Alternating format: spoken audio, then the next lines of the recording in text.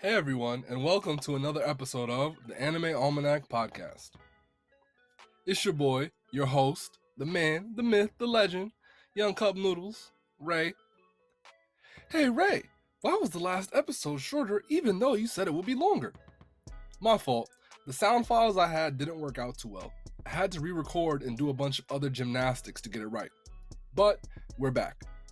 This week, we'll be doing our first interview, talking about some underrated anime, manga, and movies, so it will be longer. Let's get into it. First, we have Erased. You know, a little mystery, a little razzle dazzle. I love all the anime I'm going to talk about today, so I'll admit, there's some bias. But I'm fond of them for a reason. They're really good at being memorable. When someone needs a recommendation, these are usually the anime I turn to first. Now, let's get into Erased. This anime follows a guy named Satoru. He's a manga artist in his late 20s. When a life-threatening tragedy is about to happen to him, he is sent back in time, a few minutes before the accident takes place. Yes, this does kind of sound like Tokyo Revengers. Yes, Erased did it first. Satoru calls his new power Revival, but on top of that, the plot gets even crazier. He gets wrongfully accused of murdering someone he knows. He might be a killer mangaka, but he's not an actual killer. Because of the new predicament, he gets sent back in time, but now he's sent back 18 years. The crazy part is that I'm not even spoiling the anime. So much goes on in this show, this is just the tip of the iceberg. More platitudes, I apologize, but just know that the way this anime goes, you will never expect the ending, and it leaves you on your toes the entire time. At number 2, we have Parasite the Maxim. Got a little bit of action in here for y'all. If you haven't heard of Parasite, that's okay. You might live under a rock. But if you have, you're doing good. This anime follows Shinichi. He's an ordinary high school student, but everything changed when the Fire Nation attacked. Nah, I'm playing. Sort of. Imagine you get home from work and your significant other sounds like a robot, and then just so happens to bite your head off after a long day of work. That's how Parasite starts off. Out of nowhere, parasitic aliens fall upon the earth like powder snow. You feel a prick, become a host, and now you're this malicious husk of your former self. You've lost all control to the parasite and hunt down other humans for sustenance. Shinichi gets bit by one of these parasites, but it doesn't reach his brain. He wakes up to his right hand reading a book. Pretty weird, right? The parasite tries to understand what went wrong and realizes he's unable to relocate into Shinichi's head. Shinichi names the parasite Migi, which is funny because Migi means right in Japanese, and, Migi kind of possessed his right hand. But they have no choice now but to rely on each other, aside from Migi's senses, because, Shinichi has no clue of who's friend or foe. Only Migi can help him with that. It's a really sick story of dystopian coexistence. It's kill or be killed in Japan now since the parasites are running rampant, so you guys should all watch Parasite of the Maxim to find out if they make it out alive. Shout out Madhouse because, man, they have a lot of hits. At number 3, we have Horimiya. A little romance for all you lovebirds out there. Here we have a really engaging slice-of-life rom-com that follows high school students Miyamura and Hori. Hori is a model student, and everyone adores her, whereas Miyamura is the distant kid in class that sits near the window. I mean, he's sitting near a window, so that's how you know he's one of the main characters. Their personalities are really different, but apparently in this case, opposites do attract. They get to know each other, become close friends, and boom goes dynamite. Now I'm playing. But the way it gets adapted at times, it may feel a bit rushed, but you do grow fond of both characters as they are growing fond of each other. It's nice. You begin to enjoy what Horimiya has to offer. Plus, the side characters are equally as interesting when they interact with each other. Basically, watch Horimiya. Then read the manga after. At number 4, we have Death Parade. This isn't even your average anime. This is really existential, I'm not gonna lie. And Madhouse made another banger. Just hit after hit, no misses. Now, let me think of a good way to describe this anime. So basically, after death, it's not a sweatbox or halos. It's just a bar that has you play games to determine whether or not you can be reincarnated, or you just get sent to oblivion. Go figure. Man, talking about this anime makes me want to rewatch it right now. That's how good it is. Anyway, after you arrive at the bar from the death elevator, an attendant and a bartender will greet you. He will ask, "It's time to play the game." No, I'm playing. That's some that's some Saw humor. I don't know if you guys watch any horror, but I'm a big horror buff. But this is Anime Almanac, so let me get back on topic. Not too much like Saw because the games aren't about completion. In Death Parade, it's all about how you play the game. Your true nature as a person will be revealed via the game you play. The visuals of this anime are very stunning, as well as the technical aspects. The bar is called Quindecim, which, in the English language, means a tax of 1/15th. The bar just so happens to be on the 15th floor, which made me wonder what's on the other floors, but hey, this bar is interesting enough as is. And we have Decim, the main barkeep, and his assistant. With them two, you will dive deep into the natures of humans. Hopefully, the arbiter of space and the in-between deems your playstyle fairly, and you can be reincarnated. At number 5, we have Enohana. Not even gonna lie, this is kind of sad. You have been warned. Have you ever seen a flower and it just led to a crippling emotional breakthrough? Yeah, that's Enohana in a nutshell. In all seriousness, though, I watched Anohana when I was about 13 or 14. I cried. It was a very sad anime.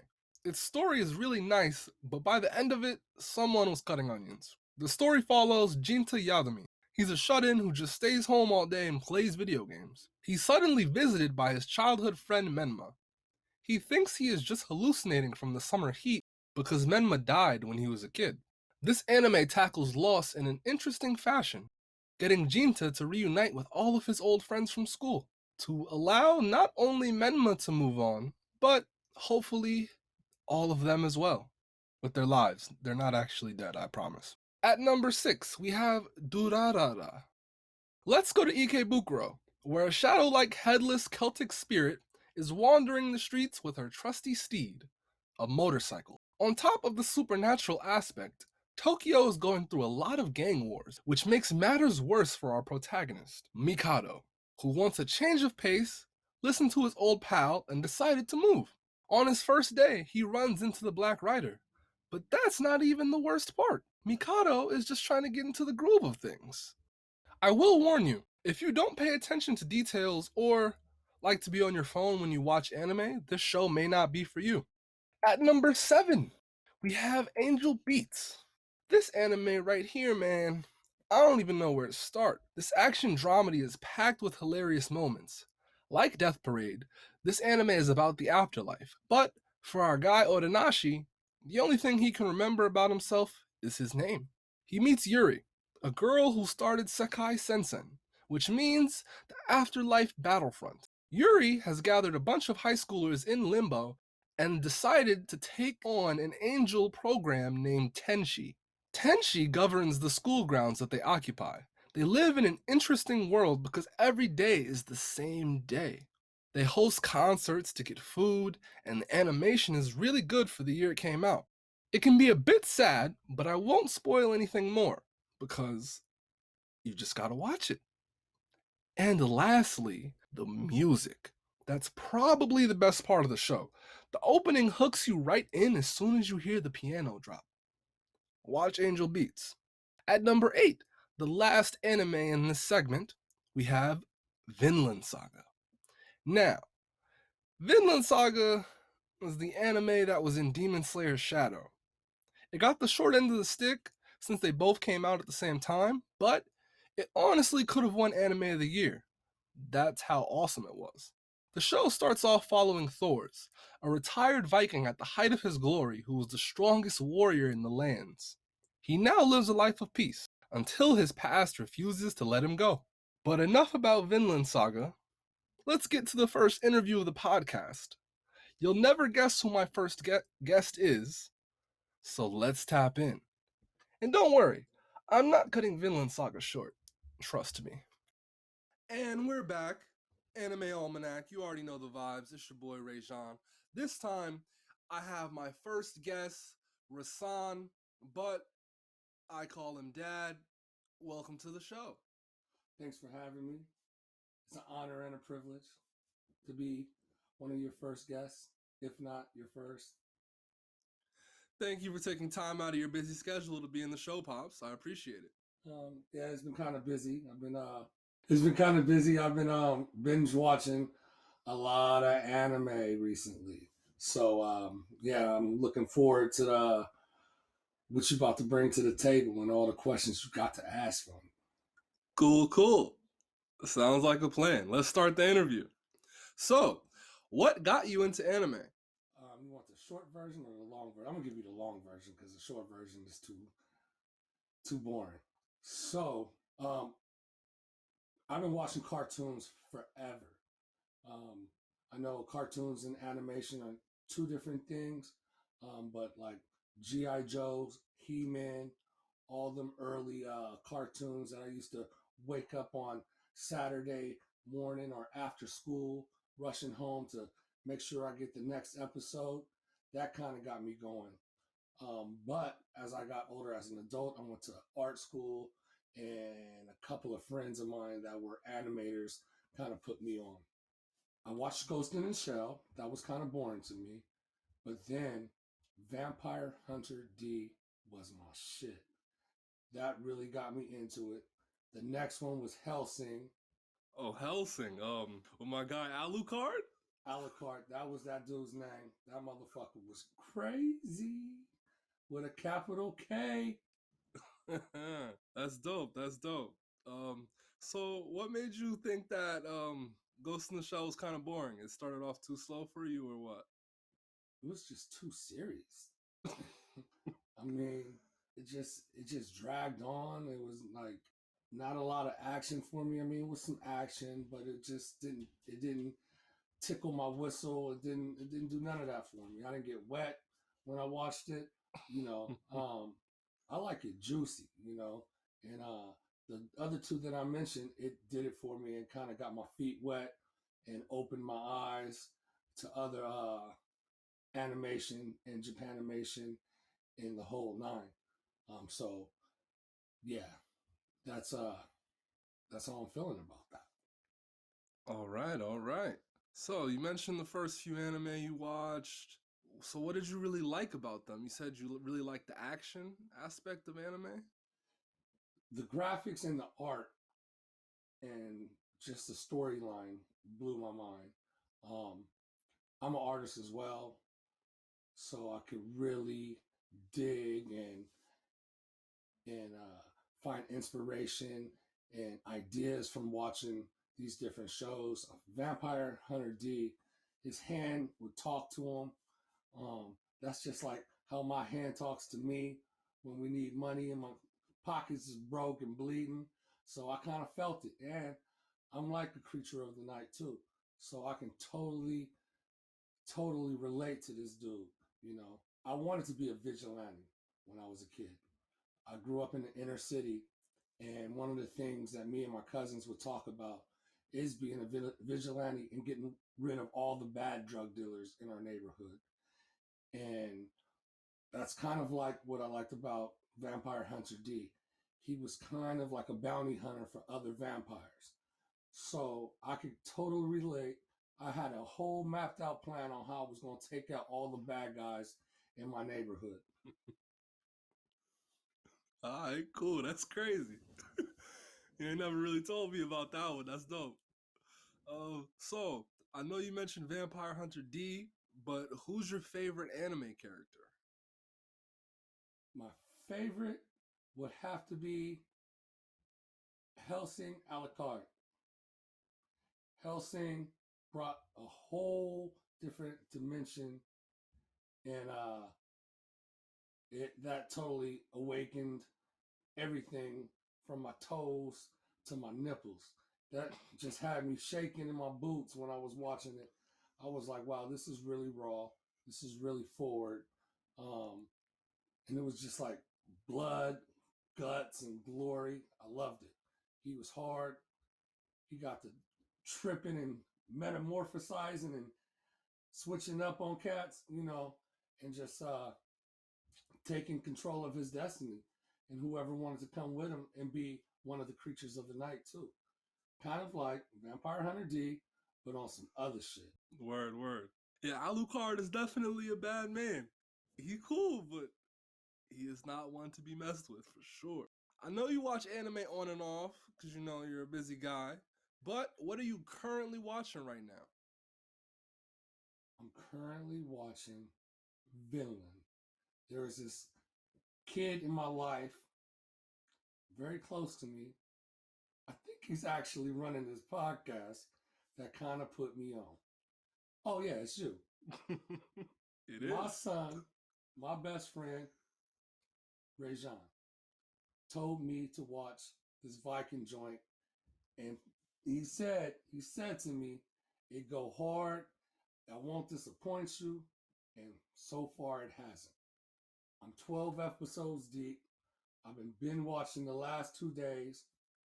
And I mean, I guess that's been watching for me. But like I said, it's been a great show. And I'm kind of curious to see how it's going to unravel and end. From start to finish so far, it's just bananas. And man, I absolutely love it, hands down. Okay, okay. So, you're really enjoying Vinland Saga, and you told me before the pod you're on, I think, episode 12. What's your favorite aspect of the show so far? It's time to begin.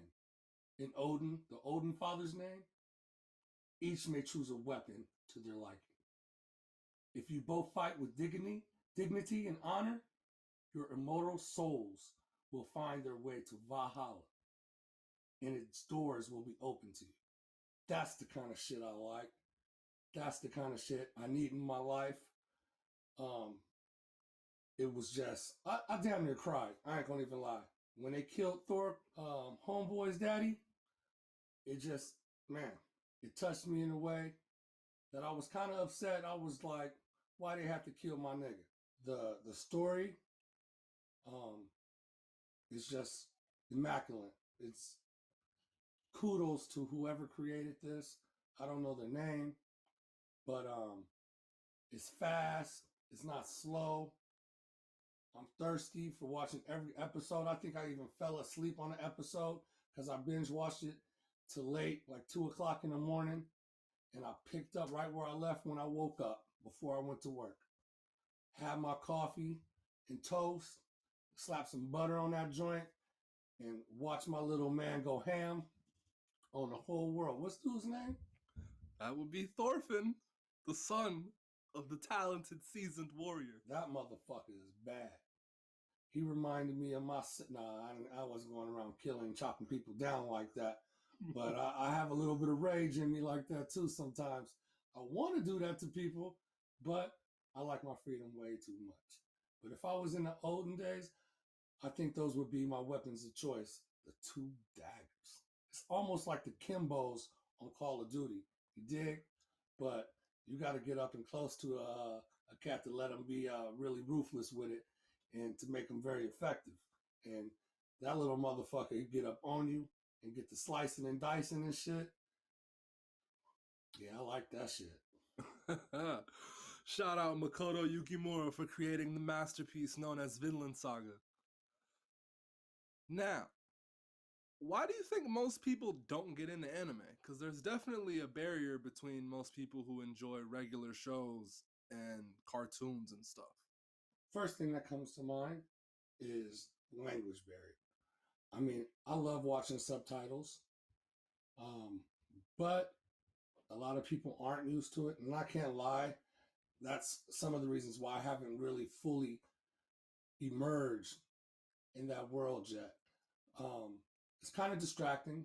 It's kind of hard to keep your eyes on what's going on and trying to read what's going on, especially if it's in another language. Um, But to me, that would be probably the number one reason why people, and sometimes myself, um, haven't fully went head in with anime and Japanime and all the good stuff. Word. I definitely agree. There's definitely a language barrier that goes on, especially because a lot of people they can't fully commit to watching something because they want to be on their phone at the same time. So, trying to watch anime, subtitles, next thing you know, you check a notification. 5 minutes pass and this dude got his head chopped off and you don't even know how. So I definitely can get where you're coming from for sure. So if you could recommend an anime for the older heads, people around your age, which one would it be and why? It would have to be this one. Villain is ice cold from beginning to where I left off at, from episode 1 to episode 12. The shit is going down. The shit didn't hit the fan like multiple times. It's like, I don't know how many times one person can clean his ass because the shit is going on. The shit is overflowing. It is just like spilling over and getting all into my mind. And I just can't wait to watch the next one. And I would highly recommend it to any of the people my age or older. Um, Graphics, art, story, music. I'm even learning a little bit of Japanese watching this. From the intro music, the song. Yeah, I like that. I like it a lot. Definitely. All right, I appreciate you for recommending Vinland Saga. Definitely, because I had to talk about the anime. I'm gonna definitely talk about the manga at a different date because one of my other guests, they definitely would be mad if I talked about the Vinland Saga manga without him. So I'll definitely get into that at a later date. But any last words for the listeners? I would say change is beautiful. Learning and doing something new is amazing. If you're not into animation, I highly recommend you give it a chance. Um, some of these animations and stories and series go harder than regular sitcoms that people are watching now. I mean, that's really all I could say. Like, open your eyes.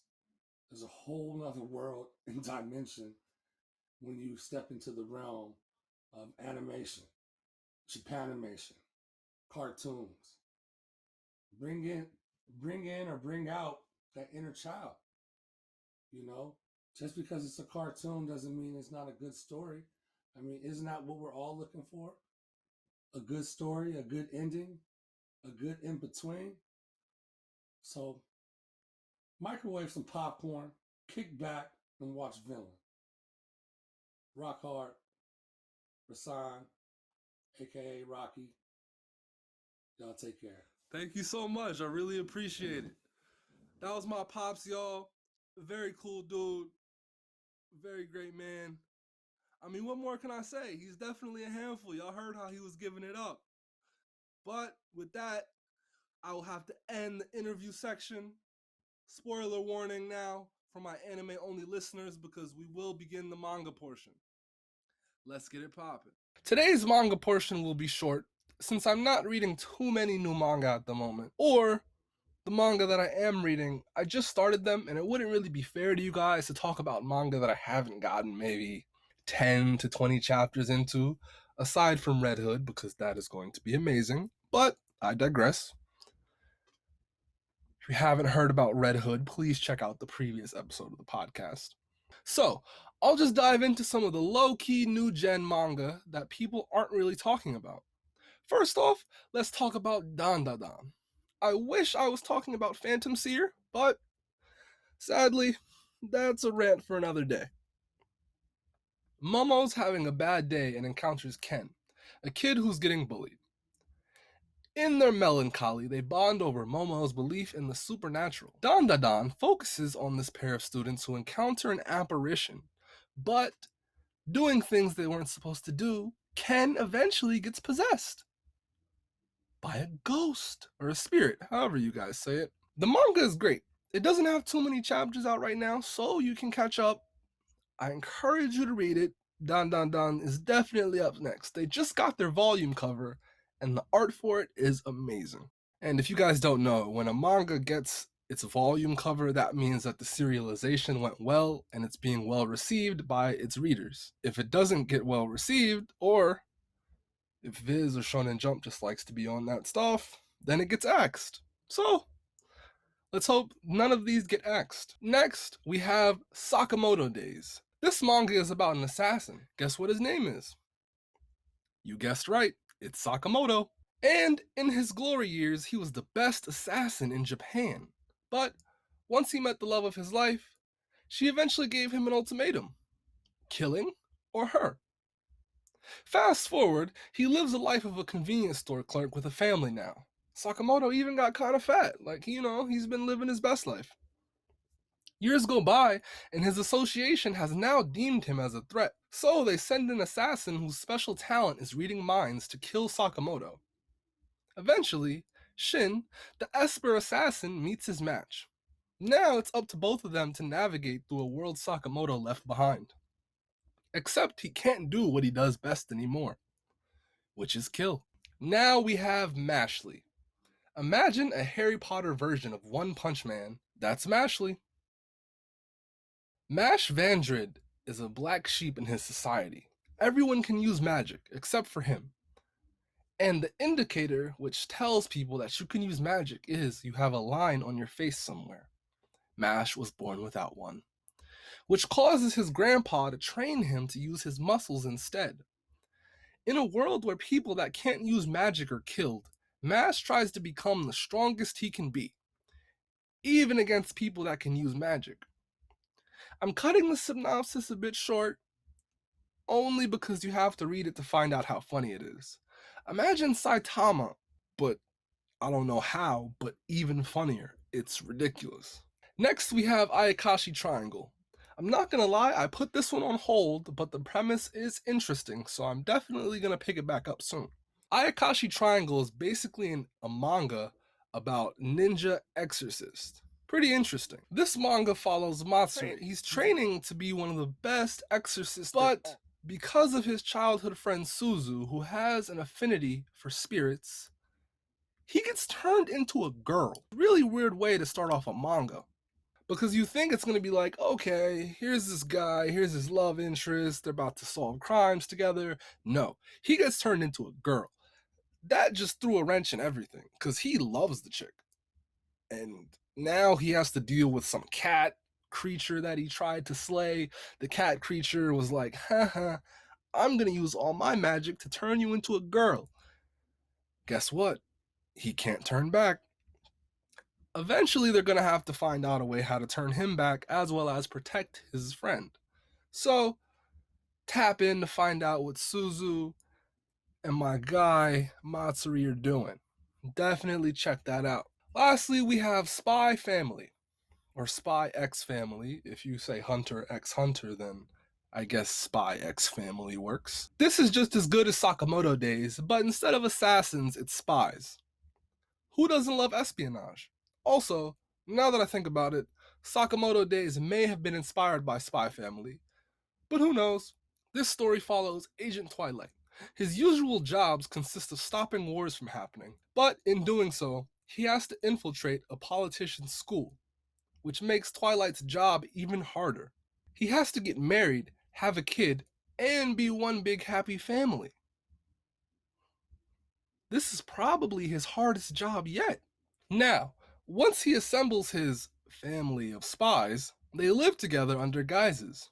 But they all have their own jobs to carry out while they're pretending to be a family. The funny part is that they play off each other so well. Check this out in your free time. It's very funny, very serious, action packed, and it's a nice read. It's pretty short right now, too, because it's under 100 chapters. Now, thank you guys for joining with me today. We had a few technical difficulties last episode. I appreciate you guys for rolling with the punches, because a great friend of mine told me once, you have to start before you're ready. If you wait until you're ready, then it's too late. So I decided to start this podcast. I've been meaning to start it for a year, and I finally started it. If you know me, or if you follow me on Twitter on my main account, you know how long I've wanted to do this. So I appreciate you all for supporting me. It means the world. I hope you all have a great day, evening, midday, morning, night. You woke up in the middle of the night to get some water and turned on the podcast. Whenever you listened, doesn't matter. Just know I appreciate you all for real. Ray out.